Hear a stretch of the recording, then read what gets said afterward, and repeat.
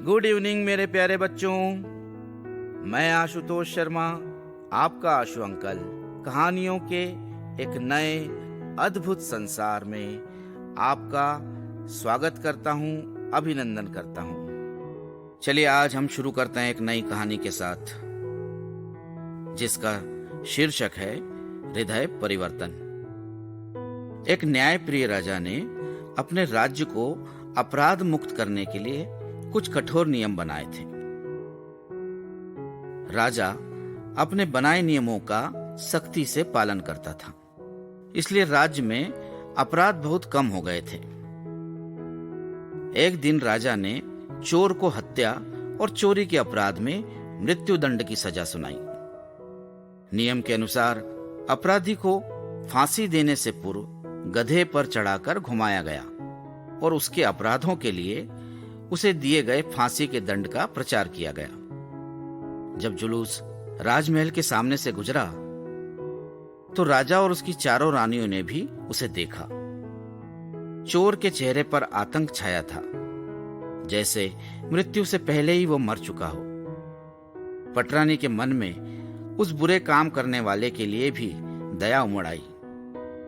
उसने सोचा, जीवन की खुशी पाने के लिए इस व्यक्ति ने चोरी की, हत्या की, लेकिन क्या मिला? मृत्युदंड। कुछ ही क्षण बाद ये इस दुनिया से उठ जाएगा।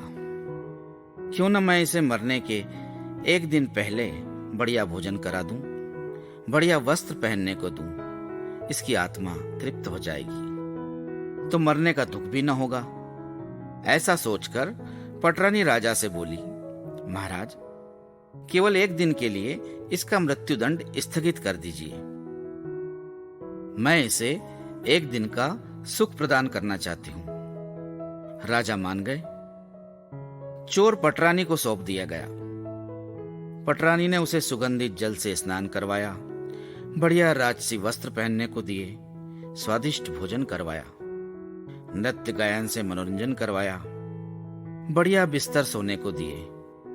फिर भी चोर के चेहरे पर भय छाया रहा। देखा देखी दूसरी रानी ने भी सुख दान करने का विचार किया। उसे भी राजा ने एक दिन की आज्ञा दे दी। तीसरी रानी ने भी चोर को मृत्यु से पहले एक दिन का आराम प्रदान किया। इसी तरह चोर ने राजसी ठाट बाट से 3 दिन काटे। इस मनोरंजन पूर्ण एवं वैभवशाली समय में भी चोर को केवल मौत की काली छाया ही दिखाई देती रही। वह गुमसुम सा बना रहा। चौथी रानी बहुत धार्मिक विचारों की थी। तीनों रानियों से वह भिन्न थी।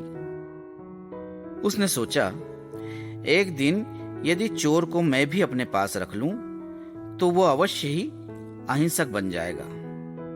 इसके मन में दया प्रेम उत्पन्न कर एक भला इंसान बना दूंगी। वो राजा के पास पहुंची। राजा से अपनी बात पूरी करवाने का वचन ले लिया।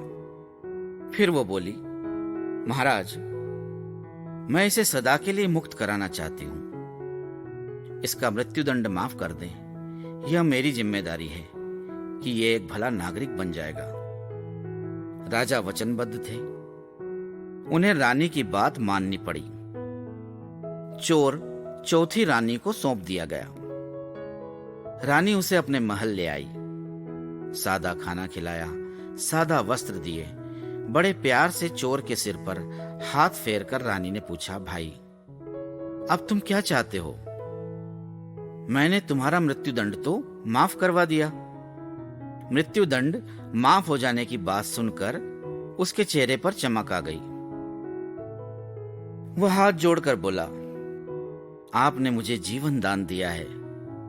आप मेरी मां समान हैं। मैं और कुछ नहीं चाहता। केवल एक ही इच्छा है, आज से आप मेरी धर्म माता बन जाए। मुझे अपना धर्म पुत्र मान लें। रानी बोली, यह तो ठीक है, लेकिन पहले मेरी एक बात का जवाब देना होगा, तभी तुम्हें पुत्र बनाऊंगी। उसने खुशी से बात मानने का वचन दे दिया। तब रानी बोली, तुम मृत्यु से इतना घबरा रहे थे, मृत्युदंड माफ होने पर प्रसन्न हो। जैसे तुम्हें अपने प्राण प्यारे हैं, वैसे दूसरों को भी तो अपना जीवन प्यारा है। तुम्हें धन की आवश्यकता इतनी अधिक हो सकती है कि तुम चोरी तक कर डालो। दूसरों की कड़ी मेहनत से कमाई, प्राणों की तरह संभाल कर रखी हुई संपत्ति को चुरा लो।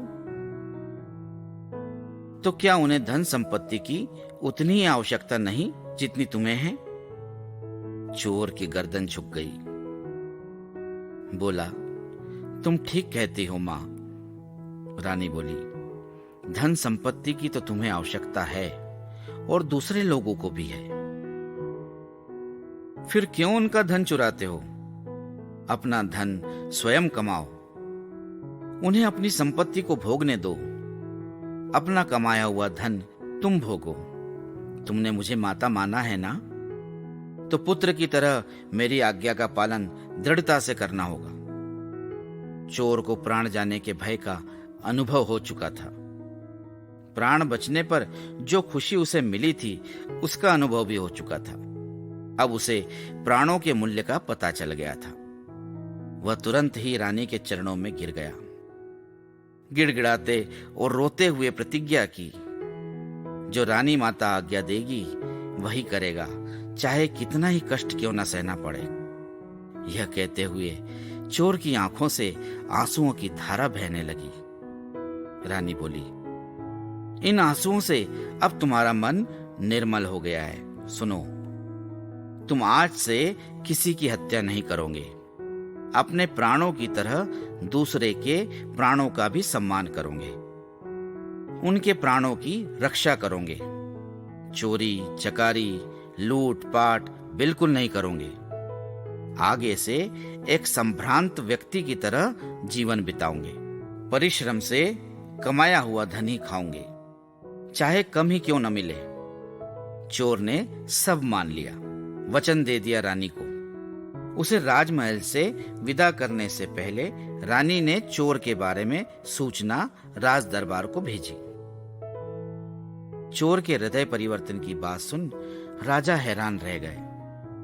चोर को बुलाकर पूछा, चौथी रानी के पास साधारण भोजन खाकर भी तुम खुश रहे, क्यों? एक भले आदमी की तरह रहने का वायदा भी किया, ऐसा क्यों? चोर ने कहा, महाराज, तीनों रानियों ने मुझे खुश करने की पूरी कोशिश की, फिर भी मेरे मन में कोई खुशी न हुई। मृत्यु का भय हर क्षण बना रहा। ऐसी परिस्थिति में हर तरह का मनोरंजन मौत के समान भयानक था। सही बातें भी रानियों को सुनाई नहीं पड़ी। हाँ, जब चौथी रानी ने मृत्यु दंड माफ करवा दिया, तब पता चला कि प्राणों का जीवन में क्या मूल्य है।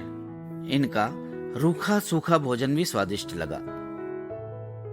उनकी बताई बातें अमृत की तरह जीवनदायिनी लगी।